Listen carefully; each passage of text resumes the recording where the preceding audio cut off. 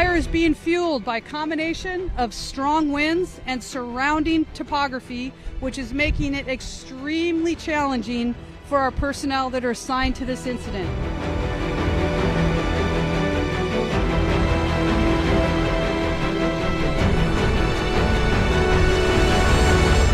Watching this happen, it's burning towards the ocean right now, and they were expecting this to go.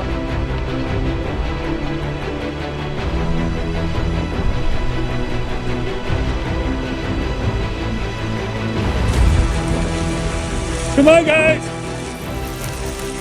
We gotta go! 기상이변이 잇따르고 있는 파키스탄. 최근 몬순 신보라는 신조어가 등장했습니다. 기상재해로 생계가 어려워진 가정에서 아직 성인이 되지 않은 딸을 서둘러 결혼시키는 현상을 말합니다.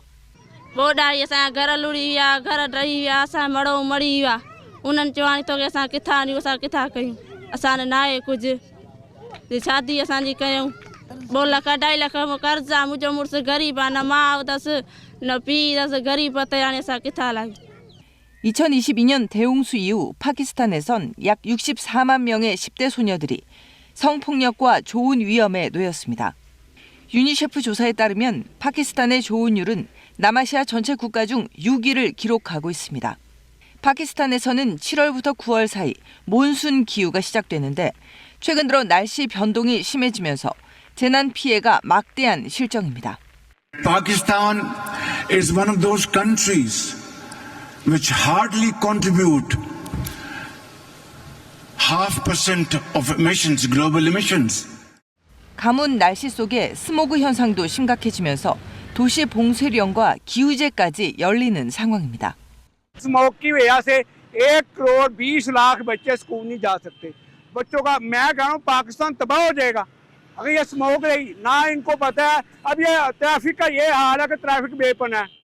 기후위기는 인간의 삶을 송두리째 뒤흔드는 문제임을 파키스탄의 상황을 통해 엿볼 수 있습니다. 지금까지 기후는 말한다였습니다.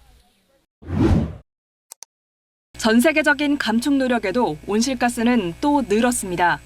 대표적인 온실가스인 이산화탄소의 지난해 농도는 420ppm으로 전년보다 2.3ppm 증가해 역대 가장 높았습니다.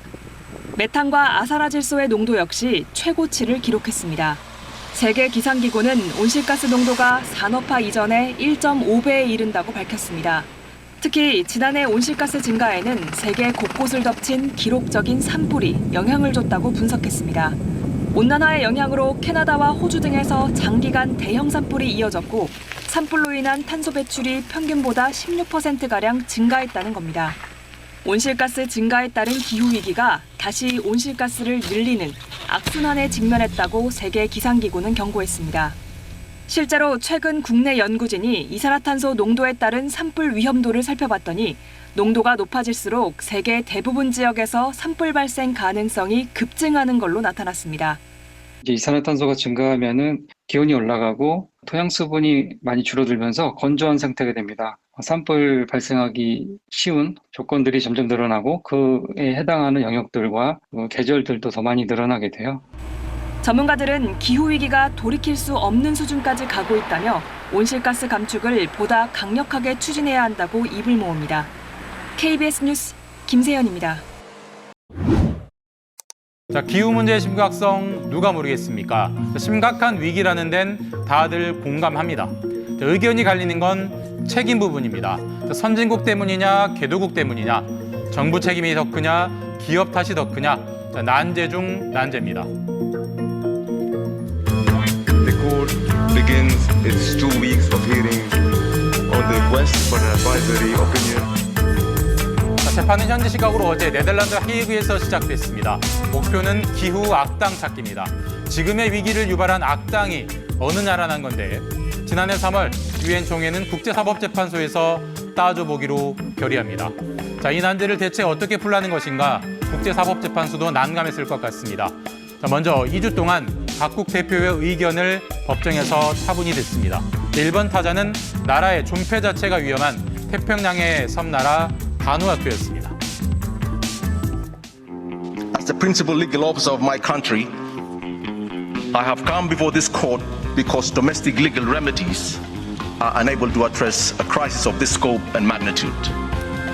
독일과 사우디아라비아는 파리협약 같은 국제 조약이 정한 책임만 따지자고 했지만 바누아투 같은 섬나라들은 한가한 소리다.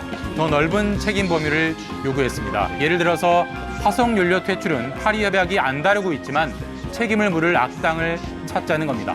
자, 이런 식으로 쟁점을 추린 뒤에 쟁점별 악당을 내년까지 찾을 거로 보이는데 국제사법재판소는 권고적 의견만 낼 수 있습니다. 애시당초 화끈한 결론은 쉽지가 않은 겁니다. 자, 지난 8월에 결론을 내린 한국헌법재판소처럼 각국에서 진행되는 기후소송에서 어느 정도 기준점 정도는 돼줄 것 같습니다. 지금까지 경제아클립이었습니다.